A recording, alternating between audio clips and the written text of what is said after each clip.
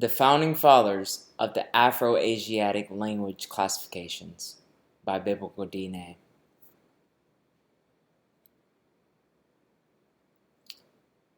From left, we had Frederick Müller. Second, Maurice Delafosse. Third, Joseph Greenberg. Fourth, Carl Minhoff. And not pictured is Marcel Samuel Raphael Cohen. Pop quiz. Are the Canaanite languages considered Hamitic or Semitic? A. Hamitic. It derives from Proto-Canaanite. B. Semitic. It derives from Sinaitic script which the Hyksos spoke. C. Both. It is Semitic Hamitic and derives from the ancient South Arabian script and the Phoenician alphabet. D. Neither.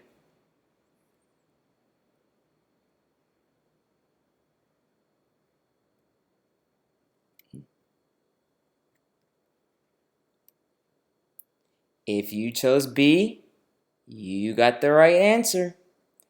Now, if you chose C, I could understand why. However, if it would have just said Semitic and still had derives from the ancient South Arabian script and the Phoenician alphabet, you would have been correct.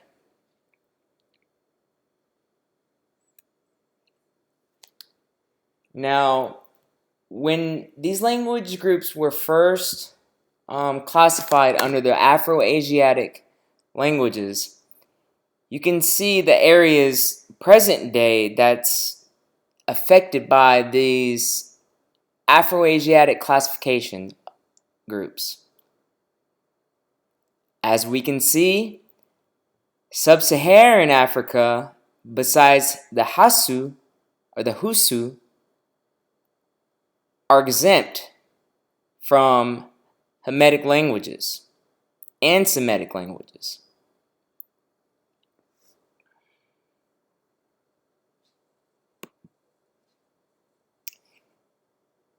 This is a great article that I found, Language, Ecology, and Linguistic Diversity on the African Continent by Garrett J. Dimondol. Abstract. Africanists have been criticized by comparative linguists working on language families in other parts of the world for being lumpers. The present contribution reviews current views among specialists on genetic diversity on the African continent. In addition, some of the causal mechanisms behind this language diversity are investigated. More specifically, the role played by innovations in substance economies in climatological changes is discussed. Special emphasis, however, is put on attitude towards the role of language as a marker of social identity and their effect on language diversity. A brief state-of-the-art how well established are the genetic units or phyla proposed some 45 years ago by Joseph Greenberg in his seminal contribution on the genetic classification of African languages, Greenberg 1963. Among the four phyla originally proposed by him, the one most securely established today is Afro-Asiatic. Here, Greenberg followed up on pioneering work by 19th century scholars, such as Muller, 1867-1888, on what was then called Hamido-Semitic, and 20th century scholars like Delafosse, 1914, who seems to have coined the term Afro-Asiatique. In his initial series of studies on the genetic classification of African languages, published between 1949 and 1954 and reprinted as a monograph in 1955, Joseph Greenberg accepted this family as a valid genetic grouping, but he also added a branch, Chadic, which included languages spreading out in various directions from Lake Chad.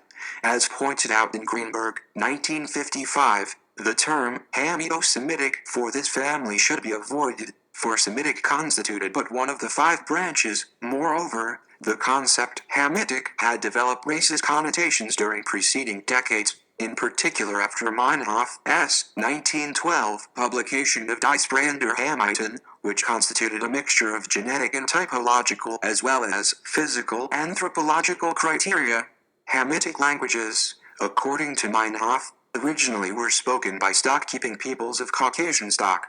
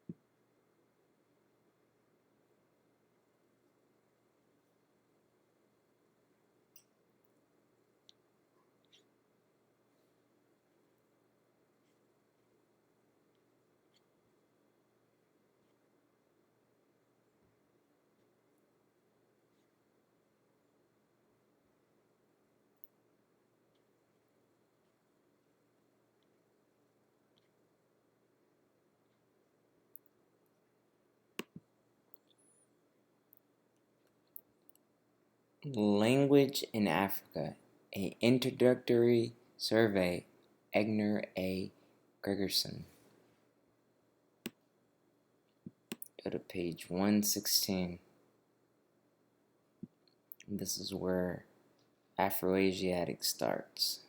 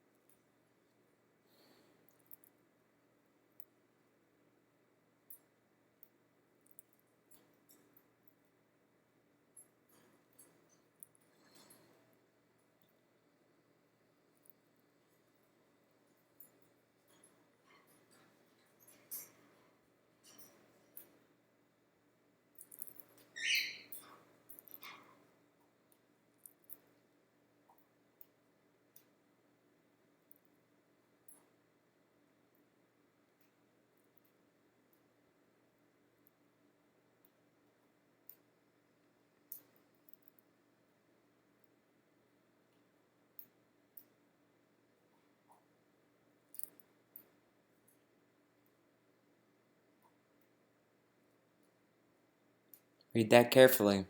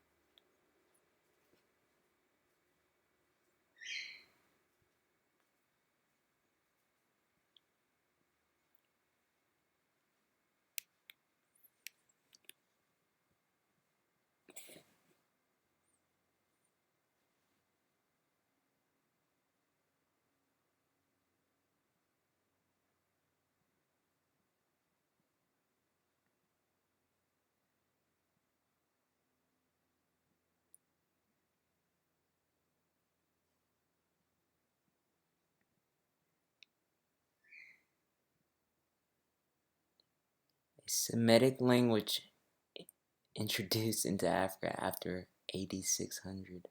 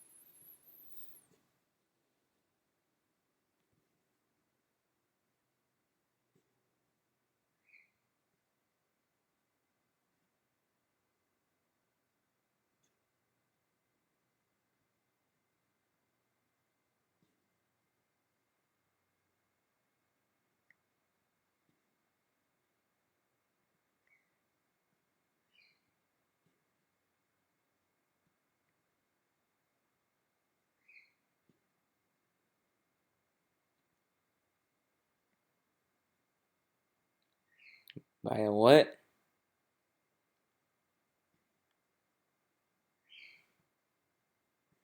She who must be obeyed. Ruled by a so-called white woman. Mm.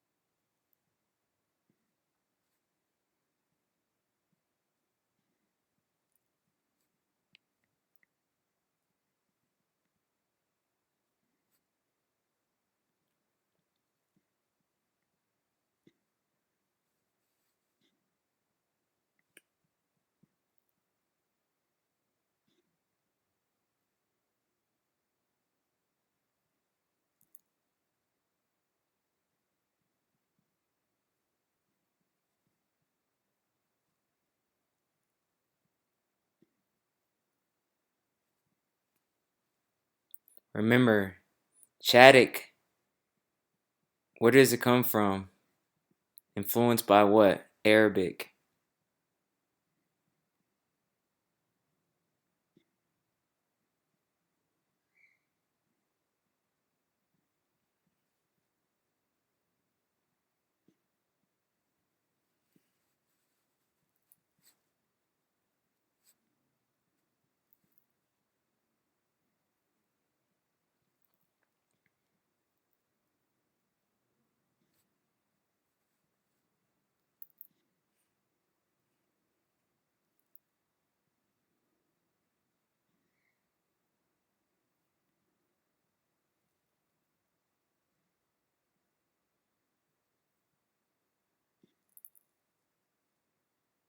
Hmm.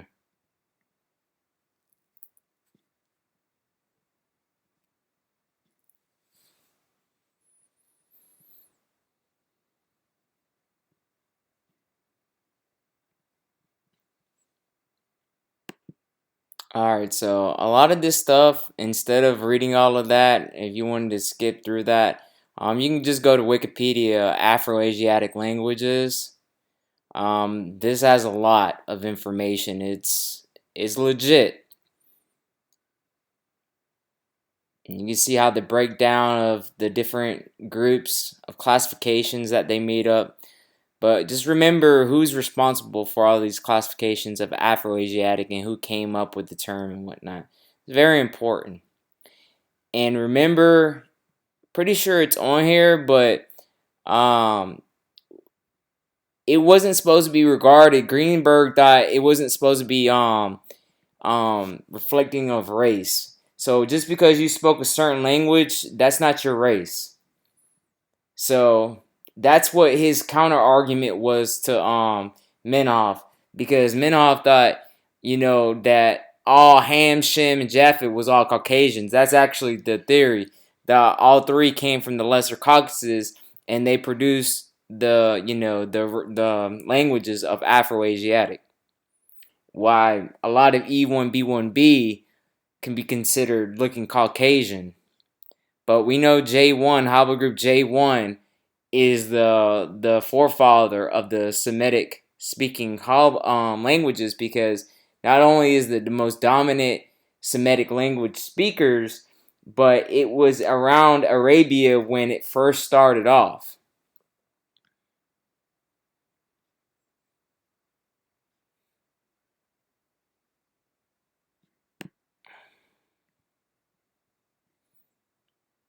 Had art proposed linking Cushitic and Chadic while arguing their more distinctly.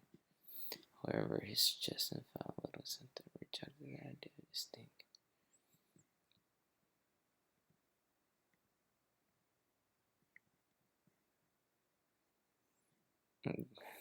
This is what I was talking about. Greenberg refuted Menoff's linguistic theories and rejected the use of racial and social evidence. So y'all out there doing that, well, the founding fathers went against that. The concept that I bring on this YouTube channel is the base on what's found amongst modern populations and what's found in past populations. For example, we have ancient Canaanite social ethnic groups that's been found with majority J2. Kohanim are found with majority J1P or page 58. It's a good example. You have the Marsh Arabs, who are an isolated group for the last 4,500 years or so. 4,000 to 4,500. You have the Hashemites, who carry haplogroup J1, JP page 58.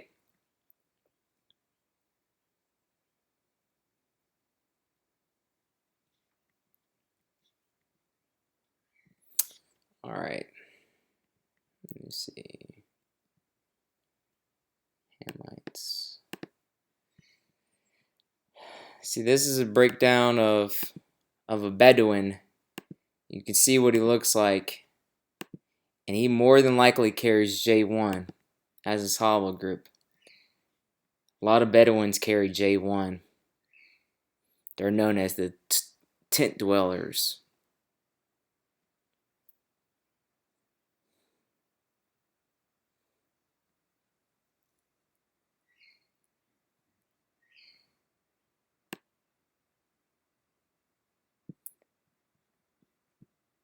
So a lot of people use the Zondervan Bible Dictionary to show, look, proof.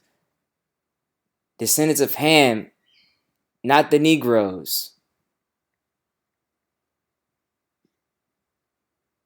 But look what it was pushed onto now.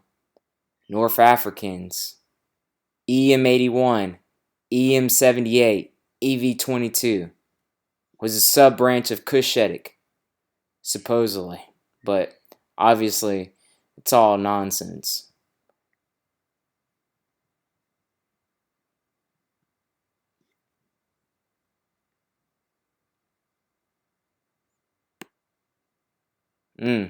Egyptian was a Caucasian, far removed from the inferior Negro. The Hermetic hypothesis. I've read some of these. I mean, it is what it is. You know, you can't hate on them. They're the ones that created Afroasiatic. They're the ones that came up with these concepts. The story of Ham, Shem, and Japheth did come from the Lesser Caucasus. Mediterranean race. In external characters is a brown human variety, neither white nor negroid, but pure in its elements. That is to say, not a product of the mixture of whites with Negroes or Negroid peoples.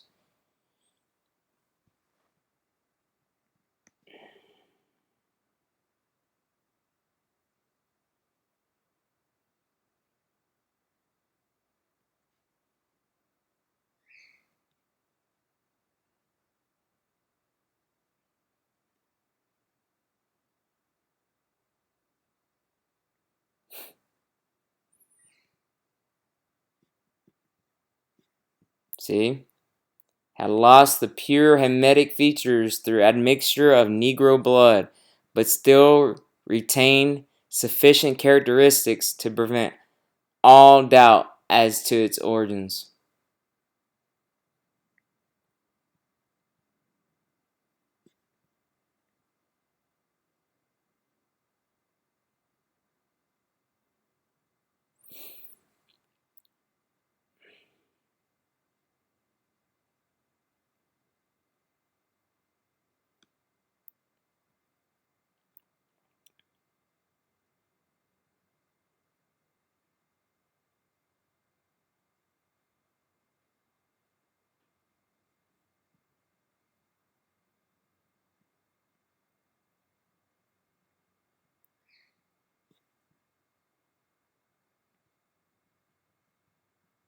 Wow.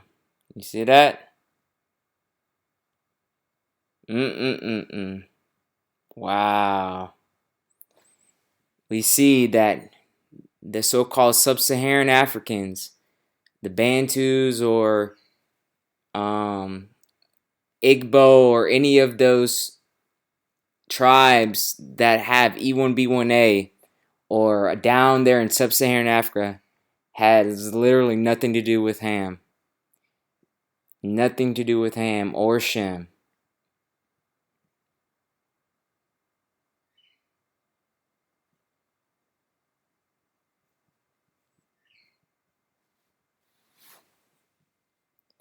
And they are not, I say it again, they are not the descendants of Canaan. They are not the curse of Ham.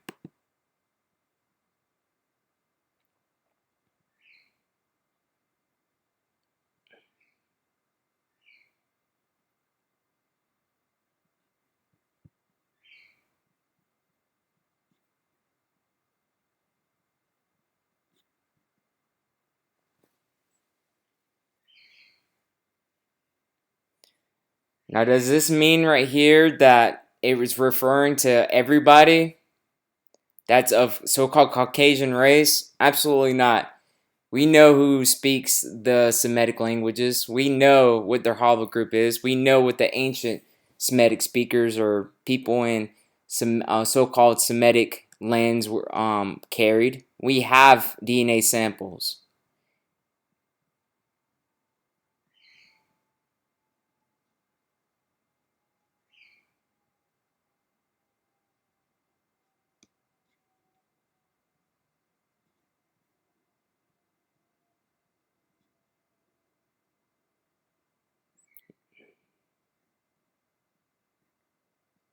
Even the Ainu people of Japan that carry haplogroup D is under the Caucasian race, Caucasoid.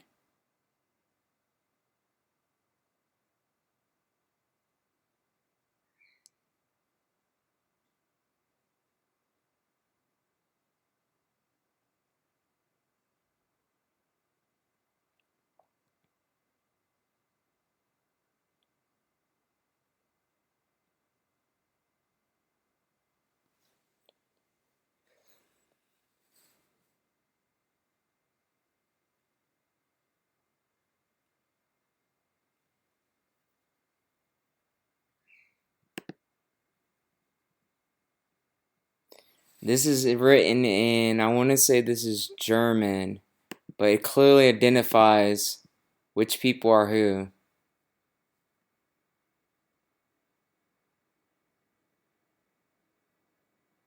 So they placed E1B1B as Hamites, but sub-Saharans were not considered Hamites, or descendants of Shem, or Japheth.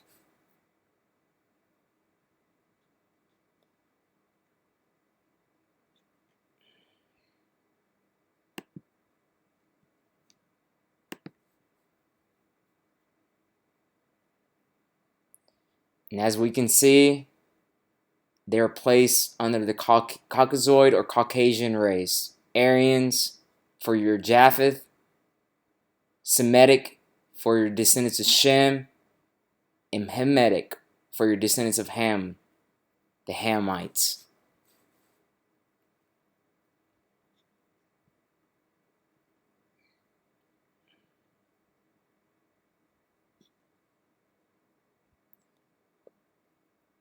That's how they classify us as white.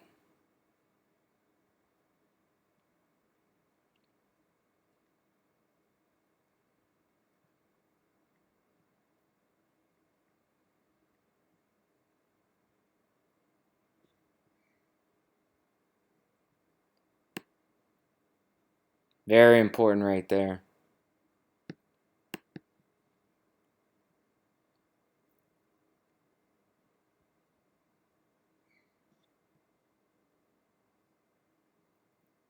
European.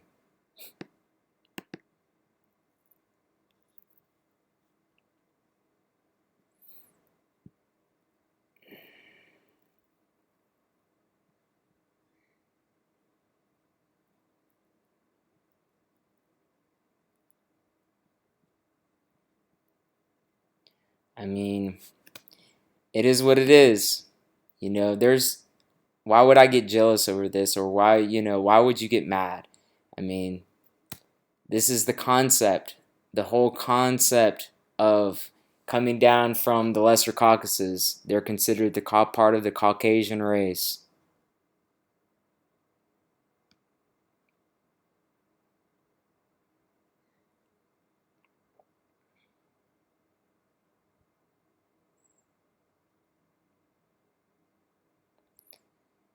For those that say, oh, but Jews and Semitic speakers have 3 to 5% sub-Saharan African, or 1 to 3% sub-Saharan African DNA in them. Well, you got to remember, slaves were brought up to Egypt from sub-Saharan African, or sub-Saharan Africa, I don't know, since the time of the Romans. Before that, you got to remember the Syrians, who were completely different people, Semitic people or Semites, brought Nubians, who were Negroid-looking people, up to Iraq. So, hope this information hasn't been a harsh reality, or it doesn't make you decide either way. I really recommend doing your research and understanding how the classifications of who these people were, the Ham and the Shem and the Japheth, and just use common sense. I mean, I've already shown through DNA, E1B1B predates the biblical Adam. I say that again. E1B1B predates the biblical Adam.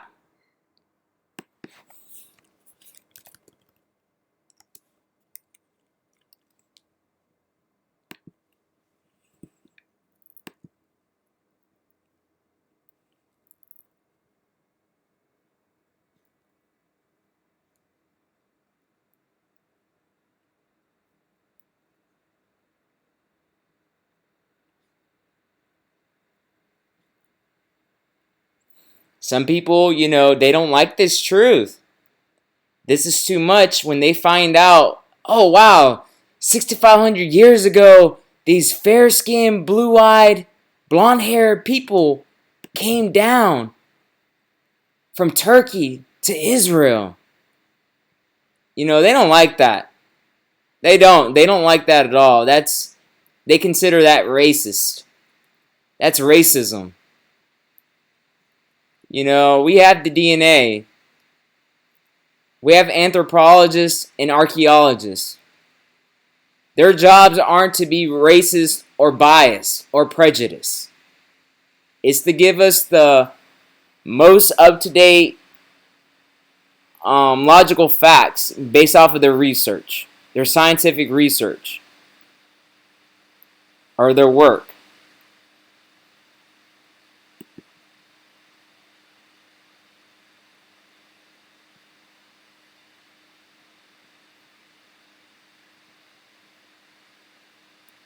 Blue eyes and fair skin.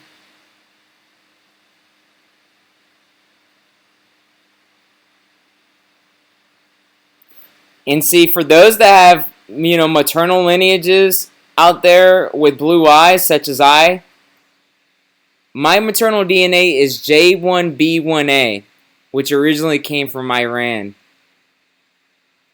and it's still present in the Middle East today.